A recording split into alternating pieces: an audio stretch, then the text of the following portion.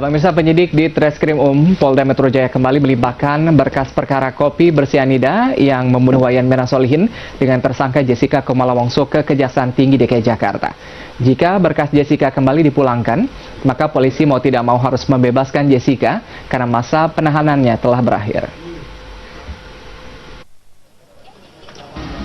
Untuk ketiga kalinya, penyidik di Treskrimum Polda Metro Jaya melimpahkan berkas perkara kopi bersianida yang membunuh Wayan Mirna Solihin dengan tersangka Jessica Kumala Wongso ke Kejaksaan Tinggi DKI Jakarta Selasa siang. Sebelumnya pada 29 April, Kejati DKI Jakarta mengembalikan berkas kasus Jessica karena dianggap belum lengkap. Kepala Bidang Humas Polda Metro Jaya Kombes Pol Awi Setiono memastikan telah memenuhi permintaan jaksa penuntut umum untuk menambahkan saksi ahli dari luar kepolisian, yakni dokter ahli zat beracun sebagai saksi ahli tambahan. Analisis saksi ahli bidang zat beracun itu nantinya akan disinkronkan dengan keterangan saksi ahli dari Puslap For Mabes Polri sebagai bukti penguat. Namun jika hingga batas akhir penahanan, berkas perkara Jessica belum juga selesai, kepolisian akan membebaskan Jessica. Kepolisian juga mengaku akan menguji keprofesionalan penyidiknya yang menangani kasus pembunuhan ini dengan propam, jika berkas perkara belum juga lengkap. Selanjutnya untuk hari ini kita sudah lengkapi apa sesuai dengan permintaan dari Kejaksaan Tinggi. Terkait apa? Terkait untuk melengkapi ahli toksikologinya. Dan kita sudah lengkapi, hari ini berkas sudah lengkap, kita kirimkan kembali. Penambahan saksi ahlinya ada berapa Pak? Dari mana Pak? Saksi ahlinya? Dari? Saksi ahli yang diminta terkait toksikologi ini sebenarnya sudah ada dari Puslap For Mabes Polri. Namun demikian karena permintaan itu minta ahli yang netral dari luar, ya kita juga melakukan pemeriksaan dari luar. Kasus pembunuhan Wayan Mirna Solihin yang disangka dilakukan bekas teman kuliahnya di Australia, Jessica Kumala Wongso, memang sangat pelik. Kejaksaan Tinggi DKI Jakarta berkali-kali mengembalikan berkas Jessica karena tidak lengkap. Bahkan Kejaksaan menuding berkas Jessica tidak bermutu, sebab polisi tidak dapat membuktikan Jessica lah yang menuangkan racun sianida ke dalam kopi Mirna. Kekurangan yang jelas sesuai pasal 184 itu kan ada alat bukti ya. Alat bukti keterangan saksi, keterangan ahli, surat petunjuk dan keterangan tersangka maupun terdakwa. Dari beberapa alat bukti tersebut, yaitu keterangan saksi maupun keterangan ahli, itu sudah ada. Namun dari segi kualitasnya perlu disempurnakan, yaitu perlu penambahan daripada pertanyaan-pertanyaan supaya pertanyaannya lebih spesifik dan mengarah kepada pembuktian gitu. Pertanyaan itu adalah mengarah kepada unsur-unsur pembuktian pasal yang disangkakan kepada tersangka Jessica, itu yang jelas itu. Sementara itu, masa penahanan Jessica akan berakhir pada 28 Mei mendatang. Sehingga jika pada batas waktu itu polisi tidak dapat membuktikan Jessica sebagai pembunuh Mirna, maka polisi harus membebaskan Jessica demi hukum. Wayan Mirna Solihin sekaligus bekas teman kuliah Jessica di Australia tewas setelah menenggak kopi mengandung racun sianida di Cafe Olivier pertengahan Januari lalu. Saat itu selain Jessica, turut hadir Hani yang juga rekan Mirna. Tudingan mengarah Jessica karena rekaman CCTV dan keterangan saksi di dalam kafe melihat gerak-gerik Jessica yang sangat mencurigakan. Tim Dirkrimum Polda Metro Jaya juga terbang ke Australia guna mengumpulkan jejak kriminal Jessica di negeri kangguru itu. Keterangan polisi di Australia menyebutkan Jessica beberapa kali terlibat kasus kriminal hingga upaya bunuh diri. Seluruh bukti-bukti itu telah dimasukkan dalam berkas Jessica, tetapi Kejaksaan tetap menganggapnya belum lengkap. Lalu bagaimana dengan berkas kali ini? Ya, pemirsa, peliknya kasus pembunuhan Mirna Solihin ini kami bahas di Ada Berita Petang bersama dengan dua narasumber yang sudah hadir, yaitu Bapak Tengku Nasrullah, ahli hukum pidana. Selamat malam Pak Tengku, apa kabar? Selamat malam, Adam. Kabar baik, selamat malam pemirsa. Oke, kemudian juga Kombes Pol Awi Setiono, Kabid Humas Polda Metro Jaya. Selamat malam Pak Awi, apa kabar? Selamat malam. Oke, Pak Awi, ini kenapa sih Kejaksaan 3 kali begitu ya, mengembalikan berkas Jessica Kumala Wongso? Betul, memang kemarin sekitar tanggal 29 April berkas dikembalikan lagi karena dirasa belum lengkap oleh JPU. Selanjutnya berkas itu kita terima tanggal 2 Mei, kemudian kita lengkapi sesuai dengan P19 petunjuk dari Di mana Kejaksaan. kelemahannya, Pak Awi? Bukan kelemahan, tapi pihak Kejaksaan pada intinya meminta penambahan saksi ahli, yaitu ahli toksikologi, yang dirasa mungkin itu tadi tingkat kenetralannya, karena memang saksi ahli yang kita pergunakan dari Puslap 4. Jadi beliau dari Kejaksaan minta dilakukan pemeriksaan saksi ahli yang lainnya dari luar kepolisian, sehingga dirasakan nanti memperkuat saksi ahli yang sebelumnya dan kenetralannya. Oke, apa sih penjelasan dari saksi ahli toksin ini begitu ya yang dilampirkan begitu sehingga belum bisa memberikan keyakinan kepada Kejaksaan untuk tadi begitu ya memprosesnya di pengadilan? Secara substansial tentunya kita tidak bisa sampaikan karena itu sudah masuk ke materi penyidikan. Itu tadi cuma untuk tambahan peluru lah istilahnya, untuk nanti saat Kejaksaan melakukan penuntutan itu segala kemungkinan yang terjadi sudah beliau siapkan begitu. Ya, makanya kita bantu ini. Ini publik melihat polisi sendiri begitu walaupun sebelumnya sudah gembar-gembor begitu ya. Sejak penahanan Jessica Kumala Wongso sendiri polisi memiliki 2 alat bukti yang kuat sendiri begitu. Tapi sampai saat ini setiap perbuatan ini pasti ada motif begitu. Polisi belum bisa mengungkap motif apa yang dilakukan Jessica begitu sehingga membunuh Mirna Solihin. Saya pikir kalau ditanya motif mungkin pada kesempatan ini tidak perlu kita sampaikan. Biarlah nanti akan terungkap di pengadilan bagaimana motifnya pembunuhan ini. Tentunya memang setiap pembunuhan pasti ada motif, setiap kejahatan pasti ada motif. Ini bolak-balik perkara. Pak Tengku, Anda bisa menjelaskan begitu? Apakah tadi masyarakat melihat bahwa petunjuk begitu ya yang dimiliki oleh kepolisian sendiri ini belum mampu meyakinkan Kejaksaan begitu untuk pemeriksaan di pengadilan? Ya, jadi gini. Ini bolak-balik perkara antara polisi dengan penuntut bukan polisi, penyidik dengan penuntut umum itu normal. Bahkan ada yang bukan hanya 3 kali, 5, 6, 10 kali bolak-balik perkara itu normal. Tapi yang terpenting ujungnya jadi apa tidak, itu yang terpenting. Nah, ini hanya karena kasus Jessica saja. Mungkin Anda pernah dengar dulu kasus jebolnya BNI 46 di Kebayoran Baru, yang tersangkanya saat itu masih tersangka Adrian Woruntu. Bolak-balik perkara antara Mabes Polri dengan Kejaksaan itu belasan kali. Tapi Pak Tengku ini kan berkaitan dengan sampai nanti akhirnya setelah 120 hari Adrian Woruntu ditahan, dia dikeluarkan dari tahanan. Namun kemudian akhirnya P21. Setelah P21 diputuskan oleh pengadilan dan sudah berkekuatan hukum tetap penjara seumur hidup. Jadi normal itu. Bahkan dalam hari-hari di luar kasus ini yang tidak hampir saya mengatakan sangat sedikit perkara yang tidak bolak-balik. Sudah banyak saksi ahli begitu ya yang dimiliki oleh kepolisian begitu, Polda Metro Jaya sendiri begitu, ada 50-an ya kalau nggak salah ya Pak Wi. Saksi ahli ada 13. Ada 13 saksi ahli begitu ya. Apakah ini belum bisa memberikan jadi gini, karena apa? Saksi ahli itu banyak. Karena pasal yang dituduhkan itu adalah pembunuhan berencana. Harus bisa penuntut umum menginginkan, harus bisa membuktikan bahwa bagaimana si pelaku ini memasukkan sebuah barang ke dalam minuman itu yang nyata barang itu adalah racun. Itu yang sulit, sehingga polisi mau tidak mau, penyidik mau tidak mau menyusunnya dengan saksi berantai namanya. Saksi berantai. Sah nggak menurut hukum? Sah nggak menurut hukum? Nah, makanya saksi berantai itu secara hukum adalah ada beberapa orang saksi yang satu pun di antara mereka yang tidak ada melihat langsung. Misalnya begini, saya mencuri televisi Adam. Ada A yang melihat saya jam 10 masuk ke rumah Adam. B melihat saya jam 11 keluar dari rumah Adam. C melihat saya membawa sebuah bungkusan ukuran 50 kali 50. D melihat saya menjual sebuah televisi di pasar apa begitu. E melihat malamnya saya punya uang ngajak teman-teman foya-foya. Pertanyaan saya adalah, adakah satu orang saja yang melihat saya mencuri sebuah televisi dari rumah Adam? Tidak ada. Dalam doktrin ilmu hukum, dalam itu disebut nama saksi berantai. Kalau A, B, C. Tapi sudah kuat nggak Pak Tengku? Kuat. Itu kuat. Saksi berantai itu diakui oleh hukum dan dia terima oleh hukum dan itu sering digunakan. Pertanyaan saya berikan lain.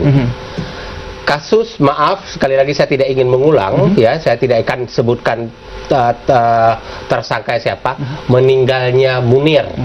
Ya, kasus meninggalnya Munir, adakah satu orang saja yang melihat si X itu memasukkan racun dalam minuman Munir? Tidak ada. Sampai sekarang nggak bisa dibuktikan siapa yang melihat itu. Tapi ketika dirangkai, ternyata jadwal berangkatnya sama, kemudian dia mengatur jadwal keberangkatan, duduk di samping-samping, ikut mengambil minuman itu. Setelah kemudian diperiksa lab dalam tubuh almarhum Munir ada racun, itu saksi berantai loh, yang akhirnya bisa digunakan sebagai alat untuk menghukum yang bersangkutan. Saya ke Pak Awi. Pak Awi, ini kan masa tadi ya, masa tahanan sendiri ini akan jatuh tempo pada tanggal 28 Mei begitu. Kalau misalnya belum P21, belum lengkap juga begitu ya menurut kejaksaan sendiri begitu. Polisi kabarnya akan mengeluarkan Jessica dari tahanan gitu. Ya memang KUHP mengatur demikian.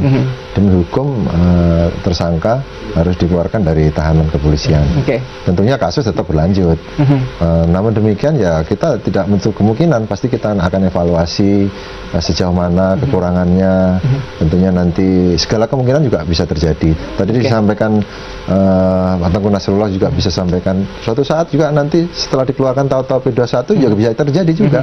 Atau mungkin bahkan mungkin yang sangat ekstrim, bukti permulaan tidak cukup dan harus kita hentikan, ya tidak ada masalah. Kita harus siap segala kemungkinan. Yang terpenting begini, begitu Jessica, maaf ya, siapapun saya katakan, tidak hanya merujuk ke Jessica karena saya tidak ingin merujuk sebuah case, siapapun setelah ditahan, kemudian prosesnya tidak berlanjut ke pengadilan, dia berhak menuntut ganti rugi.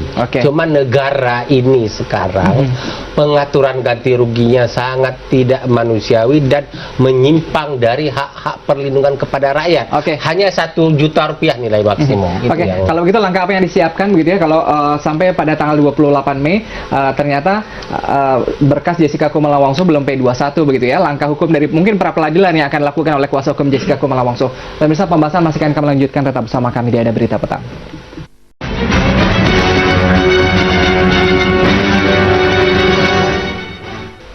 Iya, pemirsa, pembahasan kami lanjutkan masih bersama dengan Humas dari Polda Metro Jaya dan juga Pak Tengku Nasrullah. Saya ke Pak Awi lagi. Pak Awi, ini artinya penyidik Polda Metro Jaya sudah mengunci begitu, meskipun kalau misalnya dikeluarkan dari tahanan Jessica begitu, tapi status tersangka Jessica ini masih akan melekat di Jessica terkait dengan jeratan pasal yang dikenakan oleh penyidik ini. Ya betul, tentunya demikian dan kita penyidik masih optimis, semoga kasus ini bisa bergulir ke pengadilan. Kenapa sih bolak-balik perkara ini? Apakah begitu ya dari berjalannya proses penyidikan sendiri ada tersangka lain jangan-jangan begitu ya yang ditemukan oleh polisi begitu dalam kasus pembunuhan Mirna Solihin? Belum sampai ke sana, masih satu. Masih satu ya, masih terfokus pada satu orang sendiri. Saya ke Pak Tengku. Pak Tengku, ini kalau misalnya tadi begitu bahwa ancaman hukuman pembunuhan berencana sendiri ancaman hukuman mati dan juga seumur hidup sendiri, statusnya ini kan 18 tahun begitu ya. Status tersangka ini masih akan melengkap begitu sampai 2030 sekian begitu. Daluarsa yang masuk. Daluarsa, betul. Ya 18 tahun daluarsa. Jadi gini, di berbagai negara di dunia, di kepolisian itu ada unit-unit kejahatan yang sangat berat, ya. Itu kadang-kadang mereka mengungkapkan sebuah kasus bisa tahunan, bahkan bisa belasan tahun baru terungkap, ya. Dan kalau saya rasa ini dalam kasus yang ramai ini baru sekitar 4 bulan. Ya. Artinya kalau ada alat bukti baru lagi diproses kembali begitu ya? Iya, ini nggak perlu diproses kembali karena keluarnya tersangka dari tahanan tidak berarti berhenti perkara, kecuali ada SP3 ya. Itu perkara cuman orangnya tidak boleh ditahan lagi, ya. Perkara tetap bisa jalan. Batas waktu SP3 menunggu kadaluarsa 18 tahun begitu atau? 18 tahun. Oh, Harus oke. menunggu 18 tahun bisa keluar. Cuman penyidik pun kita tidak boleh membiarkan penyidik, ya, polisi menggantung case orang Status sedemikian rupa. Ketika sudah sampai ke titik maksimum dia berpikir kami sudah tidak bisa lagi, yang kadang-kadang ada keadilan yang tersimpangi, tapi kepastian hukum harus ada. Oke. Nggak boleh dibuat terkatung-katung. Misalnya dengan kasus manapun, saya bicara umum bahwa kalau sudah sampai ke titik maksimum penyidik sudah mengupayakan, dia harus menghentikan kasus itu. Nah, makanya di kepolisian sekarang ada Biro Wasidik, ya. Biro Wasidik itu dia mengawasi penyidik-penyidik itu. Mereka selalu adakan gelar perkara. Mengundang dari berbagai unsur di kelembagaan kepolisian, ada irwasumnya, ada propamnya, terus ada biro hukumnya, kemudian termasuk ahli pidana digelar bersama, dilihat gimana ini, cukup bukti, ini memang dia pelakunya atau bukan. Kadang-kadang di tim itu sudah mengatakan, iya dia pelakunya, tapi kita belum berhasil membuktikan. Tunggu, jangan hentikan dulu. Tapi kalau sudah digelar, ini memang bukan dia. Bagaimana menakar tadi begitu ya, SP3 sendiri menakarnya seperti apa? Apakah dari waktu begitu atau? Dari gelar perkara. Nggak bisa, waktu nggak bisa. Karena saya ingin mengatakan kalau ngomong waktu, undang-undang tidak menyebutkan waktu penghentian penyidikan, karena semua negara menganggap penyidikan itu tidak mudah diungkap. Nah, yang menjadi pertanyaan adalah sekarang kan menggantung di pikiran masyarakat, kok begitu buru-buru ditetapkan sebagai tersangka, tapi belum bisa dibuktikan begitu ya. Begini, persepsi bukti antara penyidik dengan penuntut umum bisa berbeda. Kalau penyidik menyatakan cukup, penuntut umum karena penyidik ini waktu dibilang cukup, dia tidak ada pihak yang menantang dia saat itu. Penuntut umum begitu cukup, maka di depan sidang pengadilan dia akan menghadapi serangan dari lawyer. Dan hakim menilai. Oleh karena itu cukup menurut penyidik, belum tentu cukup menurut penuntut umum. Oke, menarik bicara mengenai serangan kuasa hukum atau lawyer Jessica Kumala Wongso sendiri. Apa yang disiapkan begitu ya terkait dengan sudah ada statement begitu dari kuasa hukum Jessica Kumala Wongso yang kabarnya sendiri begitu ya, polisi ini belum P21 begitu ya, menggantung status Jessica sendiri terlalu lama begitu, Pak Awi. Tadi sebenarnya sudah dijelaskan panjang lebar oleh beliau. Jadi bukan masalah terlalu lamanya, ini kan juga baru Januari yang lalu. Dan tolong berikan kesempatan untuk penyidik ini betul-betul memfokuskan bahwa kasus ini insya Allah kita bisa limpahkan ke JPU dan kita harapkan ya bisa bergulir ke pengadilan. Sampai sehingga kapan betul-betul sih? ada Status ini kepastian akan hukum menggantung tadi. di Jessica Kumala Wongso. Iya, kita kan menunggu ini sekarang. Kita menunggu dari pihak JPU tentang permintaannya yang terakhir untuk dilengkapi pemeriksaan ahli toksikologi. Tentunya permintaan terakhir sudah kita sampaikan. Tinggal kita tunggu juga, kasih kesempatan lah dari kejaksaan untuk meneliti kembali. Oke, apa yang disiapkan pertama begitu untuk melengkapi P21 yang diminta oleh Kejaksaan Tinggi? Maksudnya yang pertama gimana? Apa yang disiapkan begitu dalam waktu dekat menunggu tanggal 28 Mei? Kita masih juga wait and see ya dari petunjuk-petunjuk dari JPU. Memang di bawah permukaan, dalam artian di bawah tangan kita tidak bisa sampaikan, bahwasanya kita juga terus koordinasi insentif dengan JPU hal-hal tentang terkait dengan penyidikan ini. Kenapa polisi penyidik belum bisa meyakinkan sih kepada kejaksaan sendiri begitu untuk? Tadi disampaikan Pak Nasrullah bahwasanya kita persepsi penyidik saya pikir sudah cukup. Ternyata JPU juga tadi dengan apa yang akan didapat ke depan, tentunya tadi harus JPU betul-betul untuk menyiapkan peluru-peluru nanti setelah menghadapi. Jadi saya ingin tambahkan agama ya bahwa saya rasa lebih 50% perkara-perkara yang disidik oleh penyidik yang diserahkan kepada kejaksaan itu bolak-balik. Jadi bolak-balik itu normal, bukan sesuatu ada kekacauan. Itu normal. Tapi bagaimana dengan tadi begitu ya, frame profesionalisme penyidik? Saya mengatakan profesionalisme penyidik sudah cukup itu. Tadi saya katakan sudah cukup, tapi penuntut umum masih punya keraguan. Penuntut umum untuk hadir ke pengadilan tidak akan mau hanya 2 alat bukti.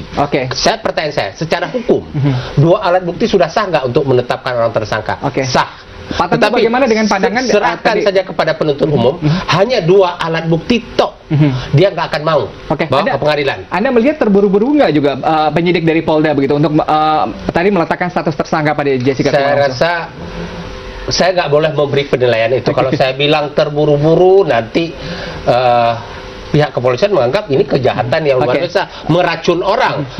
Dia harus segera mengamankan pelakunya. Kalau saya bilang tidak terburu-buru, nanti saya dianggap memihak kepada kepolisian. Jadi saya ingin katakan saja bahwa case-case yang kejahatan yang seperti ini memang harus segera diambil tindakan. Namun kita juga harus mengingatkan polisi, jangan sembarangan ke depan. Nah, yang menjadi persoalan di masyarakat sekarang ini adalah ada dugaan-dugaan ini jangan-jangan ada abuse of power dari pihak penyidik. Jangan-jangan main karena serangan begitu banyak, langsung sikat aja sih ini dulu. Nah, itu juga kita kalau terjadi seperti itu, kita juga mengingatkan ke polisi, yuk anak bangsa, jaga bangsa ini, jangan sampai hilang kepercayaan kepada hukum. Nah, yang terpenting sekarang ini bahwa meskipun saya katakan tadi bahwa penyidikan tidak ada batas waktu, polisi juga tidak boleh menggantung nasib orang. Harus segera tentukan sikap. Jawaban ini begitu ya, menunggu tanggal 28 Mei. Baik, Pak Iwi, terima kasih hadir bersama kami di Ada Berita Petang. Pak Teguh juga terima kasih bersama kami.